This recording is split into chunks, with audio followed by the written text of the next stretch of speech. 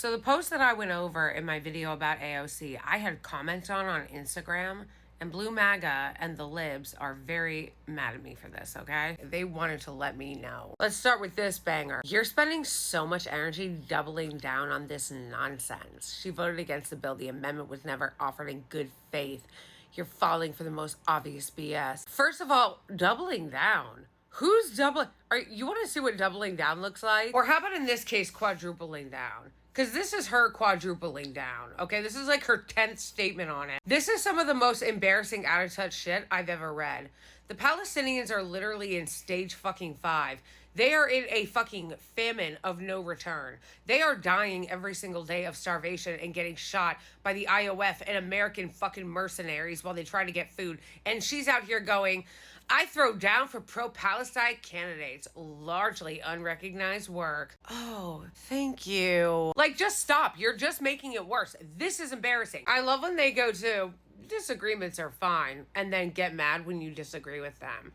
Because I was disagreeing, okay? I was giving my critique on this lawmaker's vote, and I disagree. Again, she's also continually throwing her own colleagues under the fucking bus, people like Summer Lee and Al Green and Rashida Tlaib and Ilhan Omar, by saying, oh, if you voted for this, you're siding with Nazis. Are you calling them Nazis? You knew this one was going to be in here, right? It's always in here. People like you are going to ensure Vance 2028. See how it's always someone? A lot of us told you that they will always have a boogeyman. Always. If it's not Trump, remember, Trump was the worst of the worst of the worst, sir. They're like, once Trump is out of office, then you can go back to criticizing Democrats. But this is an existential election. We are not even a year into Trump's new term, and they're already doing the you're going to help J.D. Vance win 2028 routine, which gives away the game. You guys said that we couldn't criticize Kamala Harris or the Democrats because it was Trump. And that criticism and self-reflection and critique and strategizing could happen after the election.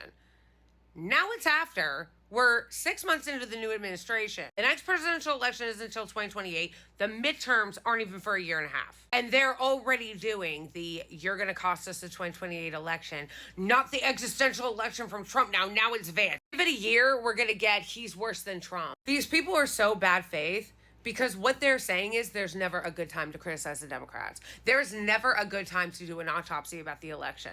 There's never a good time to give them a critique. And they don't want you to, ever. They want your vote, but they don't ever want you critiquing the party. And then when that didn't work, he decided he was going to make a withdrawal out of the identity politics bank and go, oh, look, a white woman criticizing a woman of color. Figures. So let me get this straight, Santa. She's in a position of power. She's the one taking votes on literally life and death issues to people.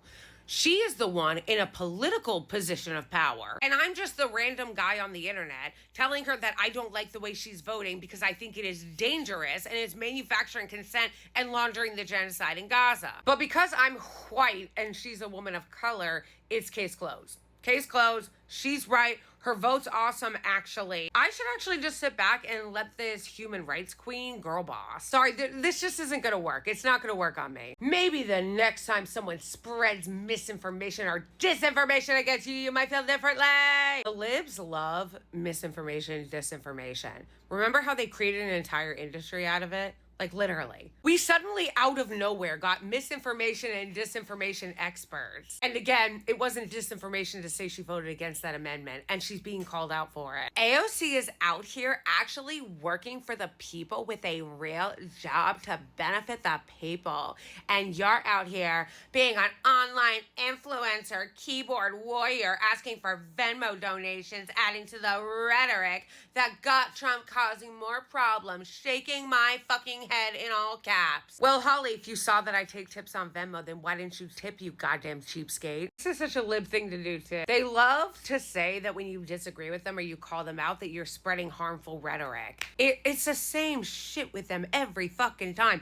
This is harmful. It's misinformation. All because they don't like what you're saying. All because you're calling the Democratic Party out. All because you're trying to hold them accountable.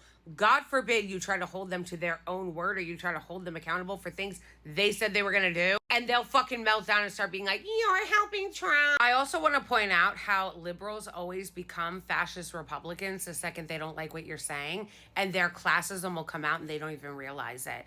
The same people that will sit there and go, they have a real job, unlike you being an influencer, are the same people that would trash AOC for being a bartender. Yeah, that's you. That's you. You guys are classist pricks. I have an idea, since I know that liberals and blue MAGA love to attack random people that have no power while bootlicking and worshiping celebrities, politicians, people with actual power, okay?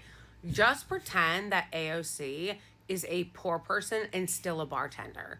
Just pretend that.